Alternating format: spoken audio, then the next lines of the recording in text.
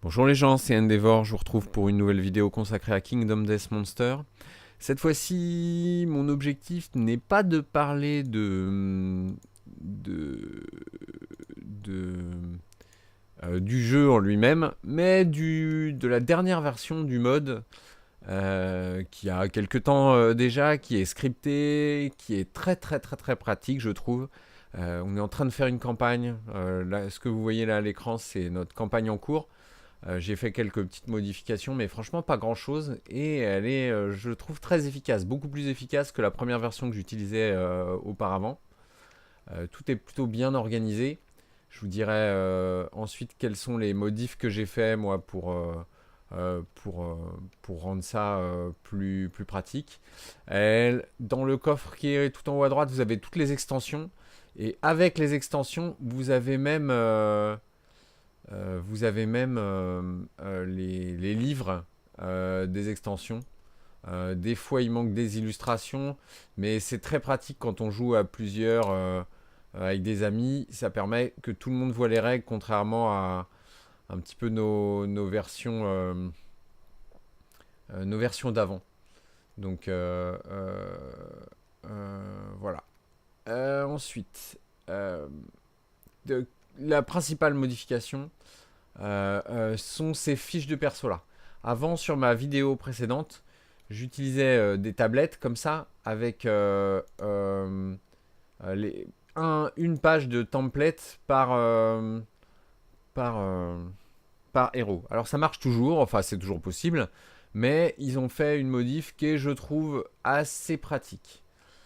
Donc je vais vous le montrer. Vous pouvez faire des copies, hop, de ces feuilles là.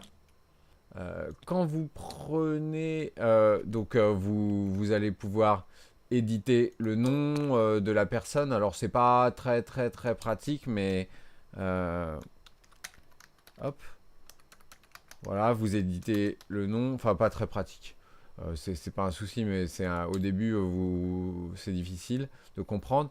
En dessous vous pouvez mettre des notes. Alors on peut pas mettre beaucoup de notes. C'est pas faut résumer un petit peu si vous avez beaucoup de choses. Et tout est ensuite cliquable, donc vous pouvez mettre son niveau, le nombre d'XP qu'il a, vous pouvez changer sa weapon proficiency. Quand il gagne des points, il finit par augmenter. Quand il a des stats, hop, vous les mettez là. Des stats naturelles, on va dire, donc des augmentations de caractéristiques. Ses points de brain trauma, son nombre maximum de survie. Alors ça gère pas le jeu non plus, hein, mais ça permet de tout noter. Voilà, le courage, la type de compétence. Oh, il peut pas faire la prochaine chasse. Alors on s'en fout.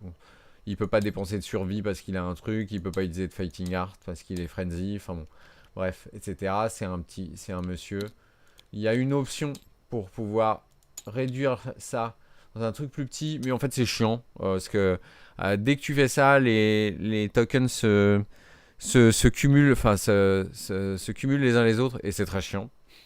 Alors le seul truc que j'ai changé là sur cette partie, c'est que je me suis rajouté une grande table sur le côté et ce qui permet de stocker, de poser un peu plus facilement plus de feuilles. Alors le grand intérêt de ça, c'est dans votre zone de jeu, hop, vous posez votre feuille et vous avez deux zones pour les tokens. Et dès que vous mettez en haut, vous mettez les tokens négatifs, positifs ou négatifs. Par exemple, vous venez de prendre dans un événement moins un force, hop, et ça calcule automatiquement. Vous ne changez pas les stats de votre personnage. Et ça, c'est très utile parce que comme ça, vous savez, vous confondez plus quels stats vous avez modifiés de manière permanente, les stats que vous avez modifiés de manière temporaire. C'est vraiment très pratique. Et en dessous, vous mettez les tokens liés à votre, euh, à votre équipement. Donc par exemple, là, un evasion token. Hop, pardon. Hop, je sais jamais. Voilà, vous mettez un evasion token et de la même manière, vous faites les différences entre vos stats et les stats de vos équipements. Donc si votre équipement change ou que vous changez de perso entre deux chasses, Vous remettez ces tokens-là à 0, bien entendu, sinon ça n'a pas de sens. Mais vous confondez pas les stats inhérentes de vos persos et les bonus. Ici, vous avez un petit truc. Alors, ça ne le calcule pas automatiquement, mais au moment de partir au combat, bah, vous dites il attend dans cette cara-là d'armure, etc. Et puis, vous cochez les cases au fur et à mesure du combat. La light, les heavy injury. C'est vraiment, vraiment, vraiment pratique. Hop, vous pouvez reset l'armor comme ça. Bon, ça, je n'ai jamais utilisé, mais on s'en fiche. C'est vraiment, vraiment, vraiment bien pratique. Très franchement. Donc, vous avez les 4 persos qui sont là. Avant, j'avais 2 en haut, 2 en bas. C'est pratique. Nous, ce qu'on fait, c'est qu'on garde intact les paquets. Alors, c'est pas la toute dernière version de ma partie, mais on gagne intact les paquets Disorder, Secret Fighting Arc et Fighting Art. Quand on en a un qui le gagne, on en fait une copie juste au-dessus. Et puis, ça permet d'aller les chercher plus rapidement. Comme ça. De la même manière, vous avez ici le storage. Donc, quand nous, on arrive, on revient d'une chasse, toutes les cartes, donc ressources des monstres ou ressources normales ou strange ressources qu'on a gagnées, j'en fais une copie et on les place ici, dans les gears de rechange, les bones, les hides généraux, les organes, les scraps, les consommables, etc. Donc ça va, c'est assez pratique. Ensuite, vous avez les règles, et ça c'est vraiment top, toutes les règles du jeu de base, que vous pouvez accéder comme ça et que tout le monde peut regarder. Par exemple, dans les timeline events, vous avez les ventes avec les images, donc tout le monde peut les voir, et ça c'est vraiment bien pratique. Vous faites Returning Survivor, c'est pas un spoiler, hein, c'est le tout premier event, et ben vous avez toutes les infos. Vous êtes en train de roller une Severe Injury, hop, vous allez dans les Brain Trauma, vous faites Alt éventuellement pour zoomer, hop, vous avez le truc, vous faites le jet, ça vous donne les bonus. Il a inclus des cartes pour les traumas en général, les blessures, voilà, qui permettent d'en faire une copie et puis de le mettre à côté de son perso, comme ça on s'en souvient. Nous on l'écrit bien entendu aussi dans les notes, ça évite de... Bah, vous voyez là, il y a pas mal de choses décrites, ça commence un peu à limiter, mais ça va, ça se fait très très bien. Ça permet d'éviter d'oublier qu'il y a un perso. Vous avez les Hunt Events, absolument tous avec les numéros, hop. Enfin voilà, c'est vraiment vraiment très malin ce qu'ils ont fait ici. C'est très pratique, c'est bien cool. Voilà. Vous avez quoi? Un compteur pour le discount. Bon, c'est pas très intéressant. Ici, vous mettez toutes les innovations que vous êtes en train de développer. Quand vous revenez, la procédure elle est écrite ici.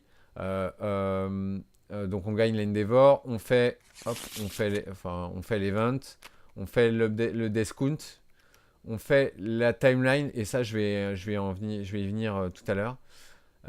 Vous avez les principes, donc là Protect the Young, Cannibalize, Accept Darkness, c'est ce qu'on a choisi.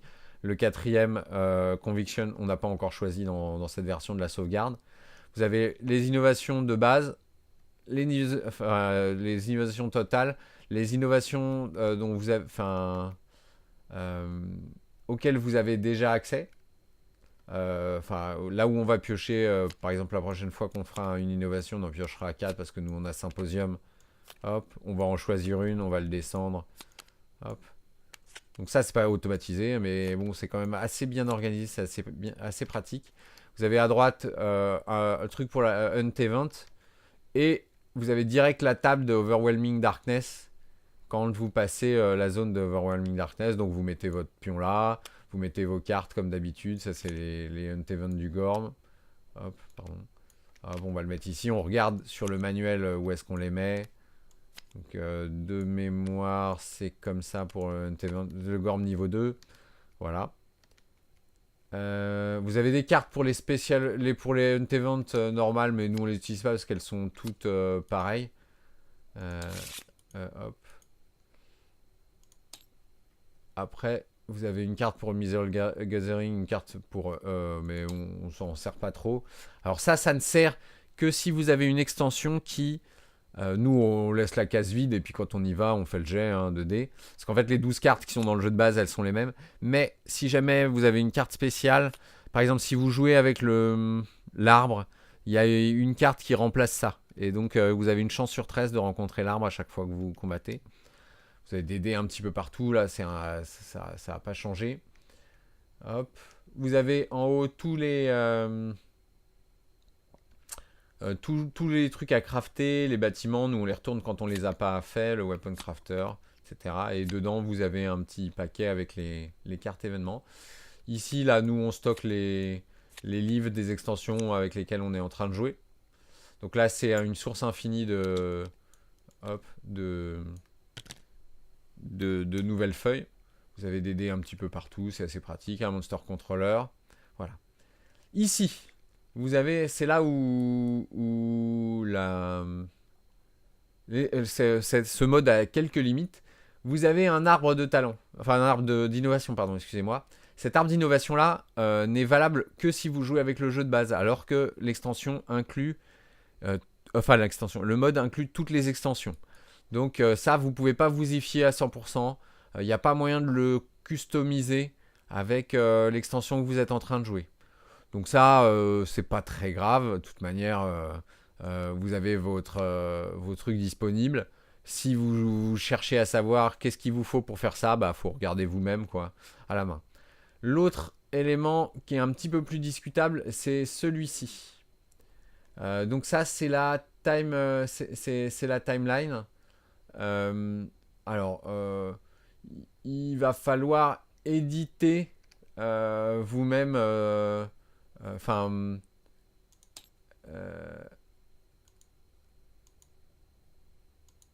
Alors attendez.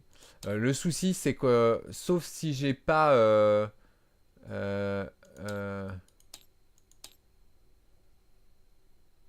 bon, vous pouvez faire des tokens. Vous pouvez rajouter des choses comme ça pour faire évoluer la timeline. C'est pas hyper pratique.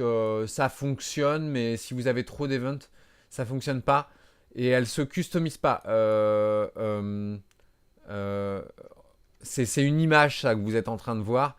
Donc vous ne pouvez pas retirer des événements. Parce que, par exemple, là, nous, on joue la Flower Night, l'extension Flower Night. Donc, il y a des choses qui sont différentes qu'il fallait retirer ou qu'il fallait ajouter. Bon, ça ne le fait pas tout seul, mais bon, c'est vraiment très mineur. Ici, votre limite de survie, votre departing survival, la population en cours. Vous pouvez éditer tout ça, voilà. Genre là, vous allez mettre si vous avez gagné de l'insanity, si vous partez, si vous avez certains principes. Et là, vous mettez ce que vous avez déjà fait. Bon, ça fonctionne. Ça fonctionne très bien. Vous avez un nouveau le death count, le nombre de settlements que vous avez déjà perdu, ce qui n'est pas une très bonne idée. Une bonne nouvelle si ça vous arrive. Voilà, vous avez les terrains, vous avez les cartes tactiques si vous avez des knights dans votre combat, les abilities qui sont toutes les cartes pour les petits pouvoirs spéciaux qui sont déclenchés par ça. Donc ça, c'est pas dans le jeu de base, donc c'est assez cool qu'ils aient été faits. Donc c'est ce qui peut être gagné. Ça vous rappelle le pouvoir qu'aurait pu gagner qu'on peut gagner dans les events ou dans les éléments. Voilà. Donc ça c'est bien cool.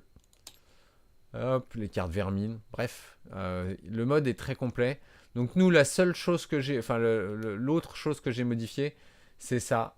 En fait, je continue à utiliser, même si concrètement, en fait, je préfère faire Alt-Tab et modifier ma feuille. J'ai fait une feuille avec les events, pour mon settlement, et ça me permet d'avoir une timeline un peu plus, on va dire avec un peu plus de place, avec un peu plus de côté pratique pour pouvoir modifier, et d'avoir une liste un peu plus facile de personnages un peu plus facile à évaluer du premier coup. Là, quand vous avez besoin de savoir quels sont les nouveaux, par exemple, qui sont à votre disposition pour envoyer sur un truc, c'est pas pratique. Nous, on fait pas de feuilles, par exemple, pour les nouveaux qui sont pas encore partis, qui sont pas nommés. À la place, on on fait une liste et j'écris, bah voilà, il n'a pas été nommé, c'est un noob 1, il a 2 XP, il a 1 de luck, il a berserker, c'est une madame. Bref, je continue à utiliser ça, sachant que là j'en ai 4, mais en fait j'en ai pas besoin. Et concrètement, j'utilise plus la tablette. Je fais plutôt, comme on s'en sert très peu, contrairement au mode précédent où on s'en servait pour les survivants. Là, on s'en sert très peu, on s'en sert que pour le settlement. Je préfère généralement faire un tout petit alt-tab, modifier ma feuille sur mon navigateur et revenir juste après. C'est généralement plus simple. Donc ça vous n'êtes pas obligé de le fonctionner. Moi, voilà, je trouve que c'est toujours pratique. C'est juste un petit changement que j'ai fait. Voilà. Ça rend le jeu plus jouable, je trouve vraiment, vraiment, vraiment sympa. Et là, vous pouvez vous rendre compte que on n'a que 2 armures et on en était à année 13. Donc on a eu du mal à faire des armures. Voilà. Ce sera tout pour aujourd'hui. Vous avez un plateau, vous pouvez indiquer les stats des monstres aussi, bien entendu. Qu'est-ce qu'il va gagner? Sa toughness de base c'est 6. Et puis bon, ça, par exemple, vous allez lui mettre des tokens. Ça va réduire ses stats. Il va gagner plus 1 de dégâts parce qu'on lui aura coupé les couilles. Vous savez probablement ce dont je veux parler. Il y a la basic action. Et tout est dans le bon sens en plus. Donc franchement, la table est inversée, pour info. Ce qui n'est pas très grave en fait. C'est-à-dire que quand vous sortez les paquets de base, c'est à l'envers. Donc vous êtes obligé un petit peu de tout retourner. Voilà. Et ben c'est tout. C'est vraiment très pratique. Il y a toutes les extensions avec une des 2 versions du mode. Je mettrai un lien vers la bonne page dans la description de cette vidéo. Voilà, à bientôt.